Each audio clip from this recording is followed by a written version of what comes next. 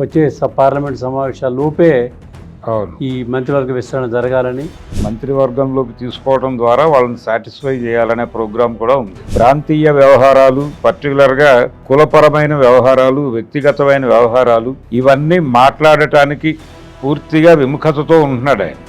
క్రైస్తవ సామాజిక దీని నుంచి ఆయన ఒకడే ఉన్నాడు. అవును, మంత్రివర్గం మొత్తంలో ఆయన ఒకడే ఉన్నాడు. అవును.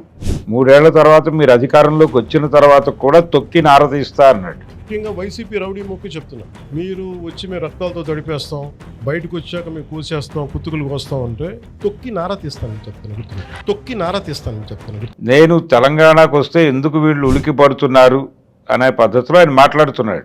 నమస్తే, తెలుగు వన్ న్యూస్కి స్వాగతం. కేంద్ర మంత్రివర్గంలో మార్పులు చేర్పులు అంశం చర్చనీయాంశం అవుతుంది. నిన్న భారత ప్రధానమంత్రి రాష్ట్రపతిని కలవడం, కొన్ని చర్చ జరిపాడని, దీనికి సంబంధించి మంత్రివర్గ విస్తరణ తేదీకి సంబంధించిన అంశాలేనని వార్తలు వస్తున్నాయి.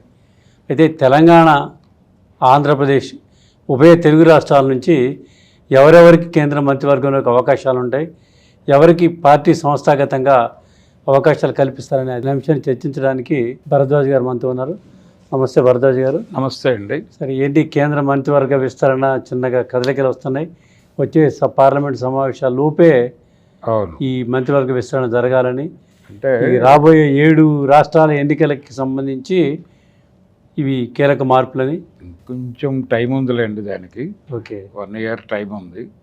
అయితే ఈ లోపు అంటే ఎందుకు ఇది కేంద్ర మంత్రి మండలి విస్తరణ లాంటిది వినిపిస్తుంది అంటే, కొంతమందికి ఉద్వాసన ఉంటుంది, కొంతమంది కొత్త వాళ్ళని తీసుకోవాలనే కోరిక ఉంది.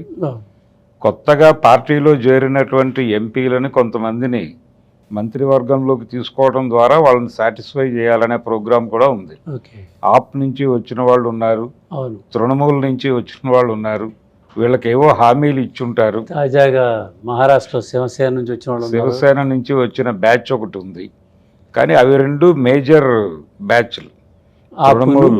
తృణమూల్ నుంచి, ఆప్ నుంచి వచ్చిన వాళ్ళు. ఏదేమైనా వీళ్ళ నుంచి అంటే కనీసం ఒక 4 అకామిడేట్ చేయాలి వీళ్ళ ఈ గ్రూపుల నుంచి. ఈ 4తో పాటు అందుకనే బహుశా నేను అనుకోవడం జార్జ్ కురియన్కి ఉద్వాసన చెప్పారు పంపించి. అయితే ఆయనతో ఒక ప్రాబ్లం ఉంది. క్రైస్తవ సామాజిక దీని నుంచి ఆయన ఒకడే ఉన్నాడు. మంత్రివర్గం మొత్తంలో ఆయన ఒకడే ఉన్నాడు. కాబట్టి ఈ సమతూకము అనే దాని దగ్గర అతన్ని తీసేయటం వలన ఏదైనా ప్రమాదం ఉంటుందా అనేది ఆలోచిస్తూ వచ్చారు. ఫైనల్గా ఇంకొకళ్ళని అక్కడి నుంచే తీసుకోవాలనే ఆలోచనతో ఈయనకి ఉద్వాసన చెప్పేశారు. కాబట్టి ఆప్ నుంచి వచ్చే వాళ్ళల్లో ఆ సామాజిక వర్గం నుంచి ఎవరినైనా వెతికే అవకాశం ఉంది. ఆ ప్రయత్నం అలా నడుస్తుంది. అది ఈ ప్రయోగంలో భాగంగానే తెలుగు రాష్ట్రాల నుంచి ఎవరెవరు ఉన్నారు యాస్పిరెంట్స్ అనేది ప్రధానంగా ఈటెల రాజేందర్ పేరు వినిపిస్తోంది. ఈటెల రాజేందర్ పేరు వినిపించడానికి కారణం, ఆయన పేరు సర్క్యులేషన్లోకి రావడానికి ఒక రకంగా బండి సంజయ్ గారి కారణం. కొడుకు వివాదంకి సంబంధించి ఆయన్ని కేంద్ర మంత్రి మండలి నుంచి తప్పించే అవకాశం ఉందని ఆ మధ్య బలంగా వార్తలు వినిపించినాయి. అయితే ఈ మధ్య కొంత వేడి చల్లారింది. అతనికి ఏదో ఒక చిన్న రిలీఫ్ బెయిల్ ఒకటి వచ్చింది. ఆ రిలీఫ్ బెయిల్ అంటే అది పర్మనెంట్ బెయిల్గా మారుతుందా లేదా అనేది కన్ఫ్యూజన్ ఉంది. ఇంకా అబ్బాయికి పరీక్షలని ఇచ్చారు. అయితే అల్లు అర్జున్కి కూడా ఇలాగే మధ్యంతర బెయిలే ఇచ్చారు. తర్వాత దాన్ని రెగ్యులర్ బెయిల్గా మార్చారు. అలా ఇతనికి కూడా జరుగుతుంది అంటున్నారు, కానీ అది జరుగుతుందని గ్యారంటీ లేదు. కేవలం బెయిల్ ఇవ్వటం అనే దాన్ని సాకుగా చూపించి విషయం డైల్యూట్ అయింది, ఇంకా ఆయన పదవికి వచ్చిన ఇబ్బంది లేదు అని కొంతమంది మాట్లాడుతున్నారు. కానీ ఉండే అవకాశం ఉంది.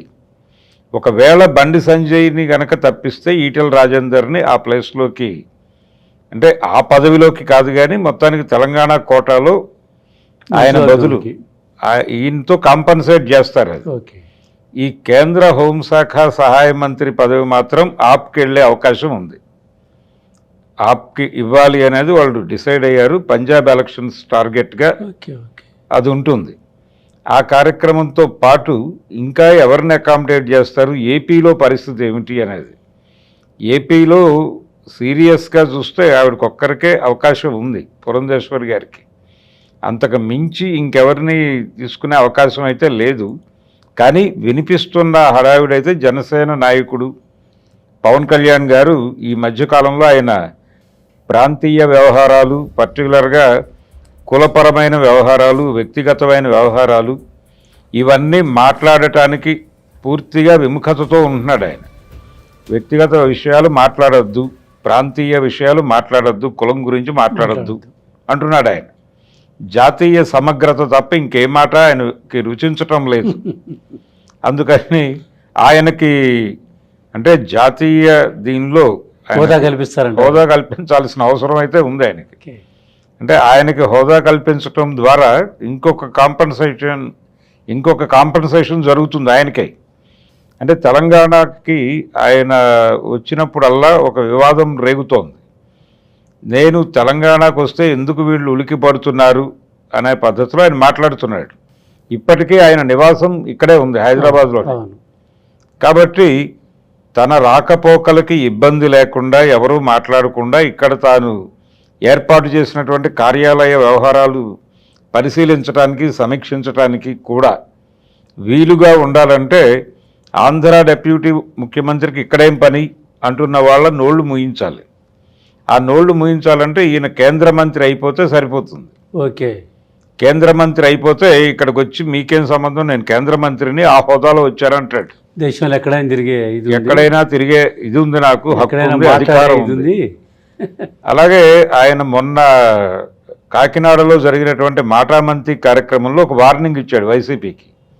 మీరేదో 3 ఏళ్ల తర్వాత అధికారంలోకి వస్తామని చెప్పుకుని బతుకుతున్నారు, ఒకవేళ వచ్చినా సరే 3 ఏళ్ల తర్వాత మీరు అధికారంలోకి వచ్చిన తర్వాత కూడా తొక్కి నారదీస్తా అన్నాడు. ముఖ్యంగా వైసీపీ రౌడీ మొక్కి చెప్తున్నా, మీరు వచ్చి మేము రక్తాలతో తడిపేస్తాం, బయటకు వచ్చాక మేము కోసేస్తాం, కుత్తుకులు కోస్తాం అంటే తొక్కి నారా తీస్తాను మీకు చెప్తాను, గుర్తుపెట్టు. తొక్కి నారా తీస్తాను మీకు చెప్తాను, గుర్తుపెట్టు. ఈ తొక్కి నారదీస్తా అని ఎలా అంటాడు, ఏ హోదాలో అంటాడు ఆయన అంటే, కేంద్ర మంత్రి అవుతాను నేను.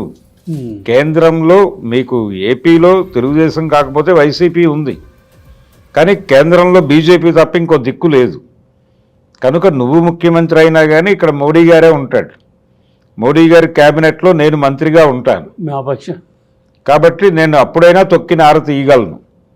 ఏది మీరు అధికారంలోకి వచ్చాను అని మురిసిపోతారేమో, అలా మురిసిపోకండి. నేను ఢిల్లీలో కూర్చుని మీ తొక్కి నారదీస్తా అని వార్నింగ్ ఇచ్చినట్టుగానే భావిస్తున్నారు చాలామంది.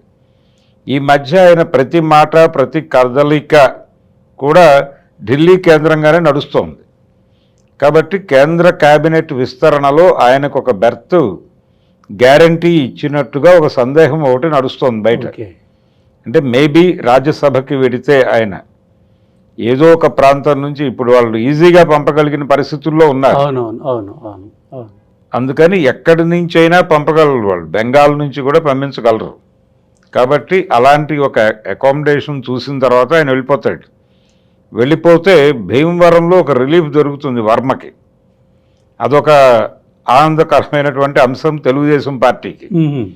దాంతోపాటు లోకేష్ని ముఖ్యమంత్రిని చేసుకోవడానికి కూడా ఒక వెసులుబాటు దొరుకుతుంది. క్లియర్ అయితే ఇవన్నీ ఇది క్లియర్ అవుతుంది. అంటే ఇది సెన్సిటివ్గా ఉంది చంద్రబాబు గారికి. ఈ సెన్సిటివిటీ నుంచి బయటపడతాడు. అలాగే ఫ్యామిలీ నుంచి నాగబాబుని అకామిడేట్ చేస్తారు అక్కడ, కొణిదెల ఫ్యామిలీ నుంచి. ఆయన మనాన ఆయన ఉంటాడు. ఆయన్ని గైడ్ చేయటం పెద్ద ఇబ్బంది ఏం కాదు చంద్రబాబుకి కానీ లోకేష్కి కానీ. ఉప ముఖ్యమంత్రి అనేటువంటి పదవి రద్దవుతుంది కాబట్టి 6వ వేలు లేకుండా హాయిగా ఉంటున్నాం మేము అనుకుంటారు వాళ్ళు. అలా అన్ని విధాలుగా ఈయన్ని ఢిల్లీ తీసుకెళ్తే ఒక రకంగా ఆంధ్రప్రదేశ్లో ఉన్నటువంటి కూటమిలో ఉన్న మిగిలిన 2 పార్టీలను ఎత్తినా పాలు పోసినట్టే, వాళ్ళు హ్యాపీ. కాబట్టి పవన్ కళ్యాణ్ ఏమైనా తీసుకెళ్తారా అనేది ఒక డౌట్.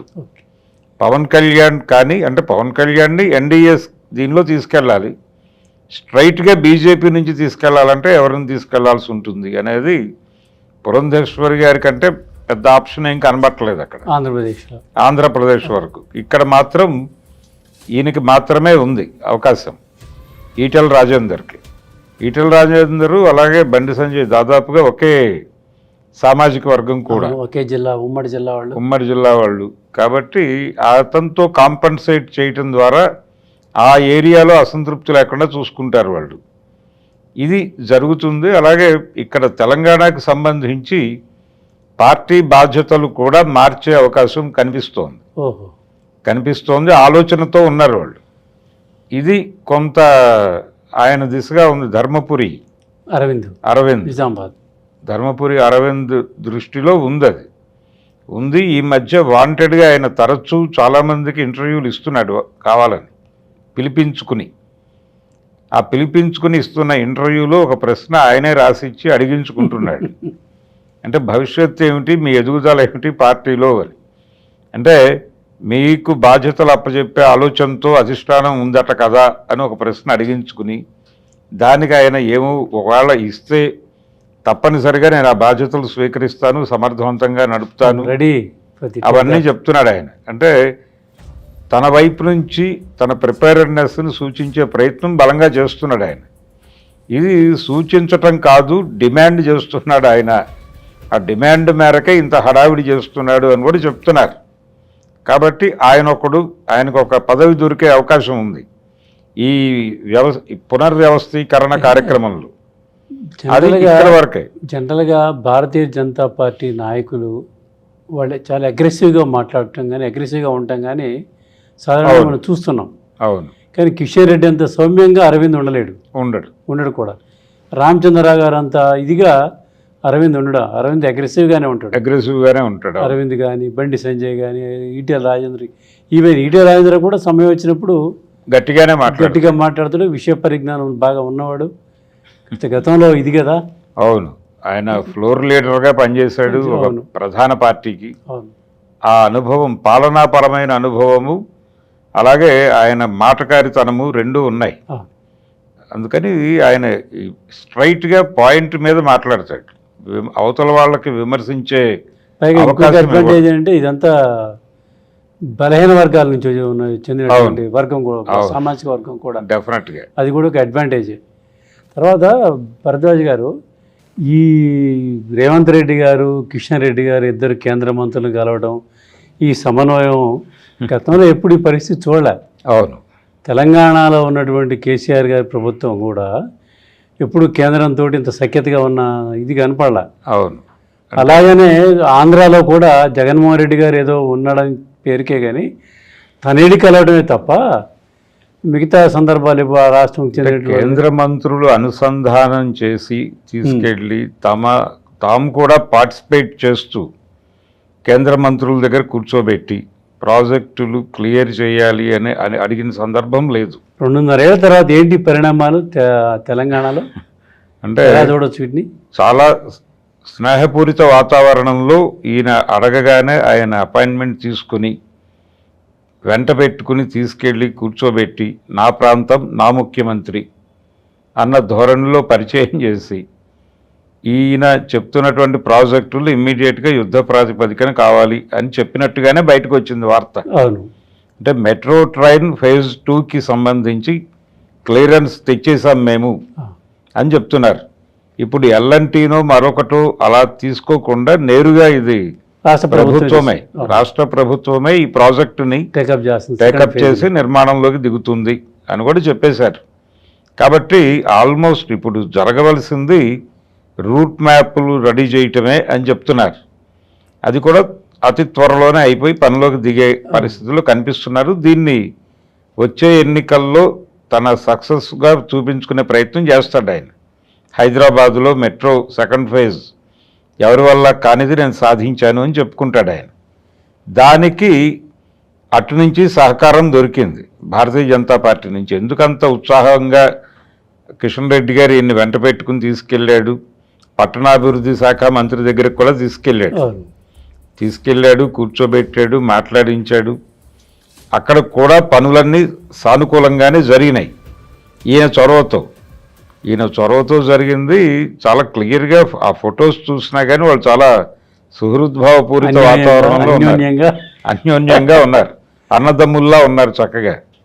కాబట్టి ఒకవైపు జాతీయ స్థాయిలో పూర్తి స్థాయి ప్రతిపక్షం ఇప్పుడు కాంగ్రెస్ కాంగ్రెస్ వర్సెస్ బీజేపీగా నడుస్తున్నటువంటి యుద్ధ వాతావరణంలో అదే ఢిల్లీలో వీళ్ళిద్దరూ చట్టాపట్టాలు వేసుకుని తిరగటం అనేది ఎలా చూడాలి అని చెప్పి తెలంగాణలో ఉన్నటువంటి ఇరు పార్టీల నాయకులు అంతకంటే ఒక వారం ముందు ఎక్కడో ప్రతి సందర్భంలో రేవంత్ రెడ్డి గారు మాట్లాడారు.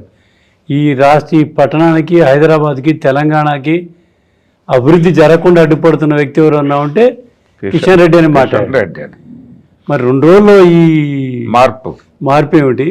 అట్లా తుమ్మిడిహెట్టి గురించి మహారాష్ట్ర ముఖ్యమంత్రి అపాయింట్మెంట్ ఇప్పించమంటే పట్టించుకోవట్లేదు అని కూడా ఆరోపణ చేశాడు. అవును, ఒకేసారి ఈ మార్పు ఏంటి అంటే కేంద్రంతో తను పక్క రాష్ట్రాలతో ఉన్నటువంటి వివాదాల పరిష్కారం కోసం కూడా తను ప్రయత్నం చేస్తున్నట్టుగా ఒక ఎస్టాబ్లిష్మెంట్ అయితే ఇచ్చాడు ఆయన. ఎవరికైనా లేకపోతే దాంట్లో ఏమైనా రాజకీయ కోణం తొంగి చూడొచ్చా?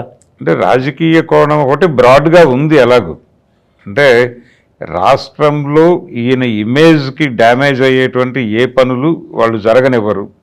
అంటే రేవంత్ రెడ్డి ఇమేజ్, ఇక్కడ కాంగ్రెస్ పార్టీ ప్రభుత్వం ఇమేజ్ కాదు, రేవంత్ రెడ్డి పర్సనల్ ఇమేజ్ నిలబడాలి. ఆ నిలబడటం కోసం కేంద్ర ప్రభుత్వం నుంచి మొదటి నుంచి సహకారం అందుతూనే ఉంది. ఎప్పుడూ కూడా వాళ్ళు ఇతనికి రిక్తహస్తం చూపించలేదు. కాబట్టి ఆ పాజిటివ్నెస్ ఉంది. అంటే ఆయన వేదికలెక్కి బీజేపీ ప్రభుత్వం మీద విమర్శలు చేసిన సందర్భం ఉంది. నేరుగా అమిత్ షాని టార్గెట్ చేస్తూ కూడా విమర్శలు చేశాడు. ఇది సుదర్శన్ రెడ్డి గారిని, జస్టిస్ సుదర్శన్ రెడ్డి గారి మీద ఉపరాష్ట్రపతిగా ఈయన ప్రపోజ్ చేశాడు. ఒక రకంగా ఈయన వైపు నుంచి చొరవ తీసుకునే సుదర్శన్ రెడ్డి గారిని అక్కడికి పంపించారు. ఆ తర్వాత సుదర్శన్ రెడ్డి గారి మీద అమిత్ షా గారు నెగిటివ్ కామెంట్స్ చేశారు. చేసినప్పుడు ఒక ఇంటర్వ్యూలో ఈయన ప్రత్యేకంగా ప్రస్తావించి అమిత్ షా మీద దాడి చేశాడు రేవంత్ రెడ్డి గారు. అయినప్పటికీ వాళ్ళేం సీరియస్గా తీసుకోలేదు విషయాన్ని.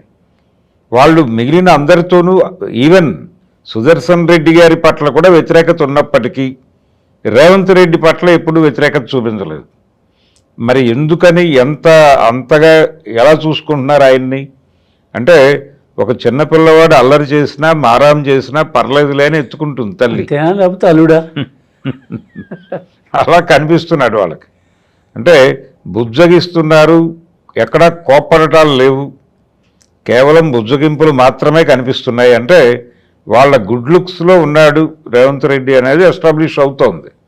అందులో భాగంగానే ఆయన 3 రోజుల ముందు కోప్పడినా ఆయన వెళ్ళి అడగగానే ఇమీడియట్గా అపాయింట్మెంట్స్ తీసుకుని ఈయన్ని తీసుకెళ్ళి అక్కడ కూర్చోబెట్టి చేసి తీరాల్సిందే అని చెప్పి 2 శాఖల్లోనూ పనులు కంప్లీట్ చేయించిన తర్వాతే ఆయన పంపించాడు కిషన్ రెడ్డి గారు. ఇది బాధ్యత.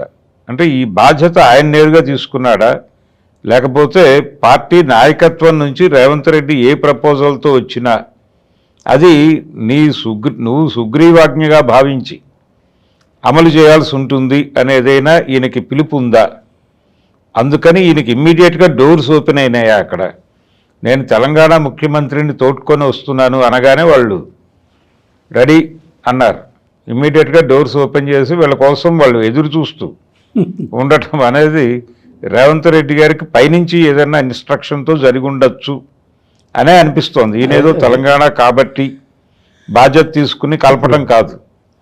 రాష్ట్ర ప్రభుత్వం ఈ మెట్రో రైలు 2nd ఫేజ్ని టేకప్ చేయడాన్ని ఒక పక్క బీఆర్ఎస్ దుమ్మెత్తిపోస్తుంది. ఇదంతా రియల్ ఎస్టేట్ చేసుకోవడానికి ముఖ్యమంత్రి చేస్తున్న ప్రయత్నం అని వాళ్ళు మొదలుపెట్టారు. వీళ్ళేమో సాదర స్వాగతాలు చెప్పి పరిష్కారాలు వీళ్ళు చేస్తున్నారు. రెండోది అంటే వాళ్ళు జాతీయ స్థాయిలో ప్రధాన శత్రువు ఎవరు అనేది కూడా ఒక క్లారిటీ ఇచ్చాడు ఆయన కేటీఆర్. ఆయన కూడా ప్రధాన శత్రువు ఏరియాలో కాంగ్రెస్ పార్టీని పక్కకి జరిపి బీజేపీయే ప్రధాన శత్రువు అని కొత్త మాట వస్తుంది అనే మాటే చెప్తున్నారు.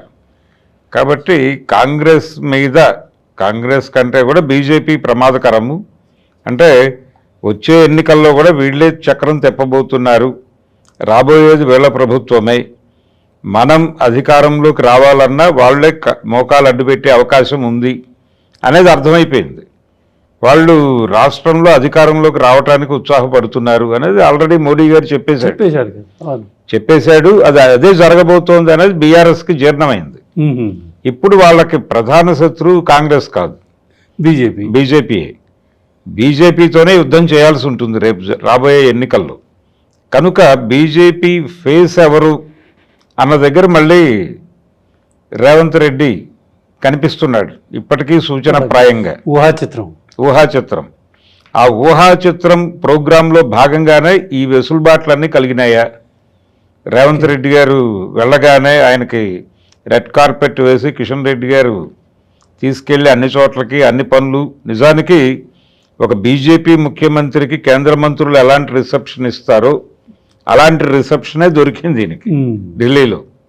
కాబట్టి ఒక అంటే ఒక సోదర భావంతో కలిసి ప్రయాణిస్తున్నట్టుగా కనిపించింది సీన్.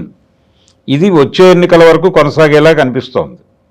ఇప్పుడు రేవంత్ రెడ్డిని బీజేపీని కలిపి తిట్టడం అనేది మొదలు పెడతారు బీఆర్ఎస్ కాంగ్రెస్ను వదిలిపెట్టేసి. అవసరమైతే కాంగ్రెస్తో ఐక్య సంఘటన కట్టడానికి కూడా సిద్ధపడవచ్చు రేవంత్ రెడ్డిని బైపాస్ చేసి. అంటే ఇలాంటి వ్యూహాలు పన్నటంలో కేసీఆర్ గారు సిద్ధావస్తుడు.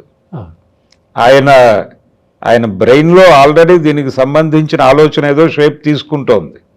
ఆ షేప్ తీసుకోవటం మొదలైన తర్వాతే కేటీఆర్ ఈ మాట బయటకు వదిలాడు. బీజేపీయే ప్రధాన శత్రువు, కాంగ్రెస్ కాదు అని.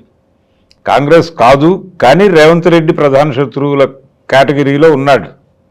అంటే వాళ్ళిద్దరి మధ్య జరగబోయే అపవిత్ర కలయికకి సంబంధించినటువంటి సూచనలు ఏవో ఉన్నాయి బీఆర్ఎస్ దగ్గర.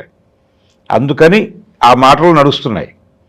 కాబట్టి ఈ ఢిల్లీ పర్యటన, వాళ్ళిద్దరూ చట్టాపట్టాలు వేసుకుని తిరగటం, కిషన్ రెడ్డి గారు ఈయన, అలాగే బండి సంజయ్ పట్ల కూడా చాలా సాఫ్ట్గా మాట్లాడాడు సీఎం గారు ఆ మధ్య. చాలా కష్టపడి ఎదిగాడు అతను, నాలాగే. ఇద్దరూ పొగుడుకున్నారు పరస్పరం. అలాగే ఆయన కుమారుణ్ణి అరెస్ట్ అని ఆయన చెప్పుకునే సరెండర్ లాంటి ఏర్పాటు ఒకటి చేసి అతన్ని జైలుకి పంపించి, అలాగే ఆయనకు ఒక ఇన్ టైంలో ఒక ఇంటర్మ్ బెయిల్ ఇప్పించే ప్రయత్నం చేసి ఈ సహకారం కనిపిస్తోంది విజిబుల్గానే. తర్వాత రేపు ఒకవేళ ఇక్కడ పార్టీ పగ్గాలు కూడా చేతుల మారి అరవింద్కి వెళ్ళినా కానీ అరవింద్తో కూడా అదే సయోధ్య మెయింటైన్ చేస్తాడు ఈయన. తెలియదు పైవాళ్ళు ఏం చెప్తే అదే కదా నడిచేది. అంతే. కాబట్టి ఇప్పటి వరకు ఉన్న స్పెక్యులేషన్ అంటే రేవంత్ రెడ్డి గారు ఏ క్షణమైనా అటు ప్లేటు తిప్పే అవకాశం ఉంది అని వినిపిస్తున్నటువంటి స్పెక్యులేషన్స్కి ఒక పిక్చర్ అయితే కనిపించింది ఈ ఢిల్లీ పర్యటన సందర్భంగా. పర్టికులర్గా కిషన్ రెడ్డి ఈయన కలిసి తిరగటము అనేది ఒక ఇండికేషన్ ఇచ్చింది. దానికి సంబంధించిన సూచన ఏదో బీఆర్ఎస్ దగ్గర ఉంది. నెమ్మదిగా అది డిస్క్లోజ్ చేస్తారు వాళ్ళు ఇంకొక 4-5 రోజుల్లో. చూద్దాం భవిష్యత్తు తెలంగాణ రాజకీయాలు ఎటు మారిపోతాయి. కేంద్ర మంత్రివర్గ విస్తరణలో తెలంగాణ నుంచి ఈటెల రాజేంద్ర, ఆంధ్రప్రదేశ్ నుంచి పవన్ కళ్యాణ్ దాంట్లో చేరుకుంటారా ఏంటనేది భవిష్యత్ పరిణామాలే తెలియజేస్తాయి మనకి.